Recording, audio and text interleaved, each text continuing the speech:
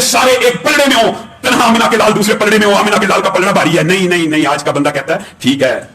اور یہ بھی عجیب بات ہے، اجماع امت ہے کہ نبی کریم صلی اللہ علیہ وسلم کا مقام سب سے اعلیٰ. اجماع ہے نا اس بات کے اوپر، میں روافض کو کنسیڈر نہیں کرتا، ان کی بات چھوڑیے. اور ان میں سے بھی اگر معتدل علماء کا آپ نظریہ دیں گے، اللہ کی قسم اجماع امت ہے کہ نبی کریم صلی اللہ علیہ وسلم کی ذات سب سے اعلیٰ. اچھا ذات سب سے اعلیٰ ہے، لیکن بات مولوی کی اعلیٰ ہے، بات امام کی اعلیٰ ہے، بات پیر اور فقیہ کی اعلیٰ. کیسے ہو سکتا ہے؟ پورے امت محمدیہ ایک پلڑے میں برن ڈال رہی ہو، تنہا آمینہ کے لال دوسری بات کہہ رہے ہو. اللہ کی قسم بات محمد رسول اللہ صلی اللہ علیہ وسلم کی مانی جائے گی. آپ نے کہاں سے فلسفہ دیا کہ نہیں عقیدت بڑی ہے، احترام بڑا ہے، محبت بڑی ہے، مانیں گے ہم نبی کو سب سے اعلیٰ، لیکن بات امام کی مانیں گے؟ یہ حدیث ان سارے باطل فلسفوں کا رد کرنے والی ہے. اور دوسری روایت کی طرف آئیں جو مفہوماً درست ہے.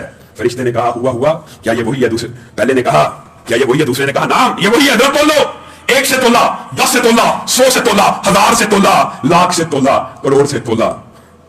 تنہا آمینہ کے لال ایک پلڑے میں ہے، 1 کروڑ انسان دوسرے پلڑے میں ہے. نبی کریم کا پلڑا بھاری ہو گیا. انہوں نے کیسے نہیں تل سکتا؟ کیسے تلے گا؟ یہ ایک طویل حدیث ہے، آپ کے سامنے مختصر کر کے رکھ رہا ہوں. انہوں نے کہا 1 کروڑ نہیں، 10 کروڑ نہیں، ارب نہیں. آج موجودہ انسانوں کی دنیا میں تعداد 7 ارب اگر ہے نا، 7 ارب کو بھی آمینہ کے لال کے ساتھ تولا گیا تو آمینہ کے لال کا پلڑا بھاری ہو گیا. انہوں نے کیسے نہیں تل سکتا؟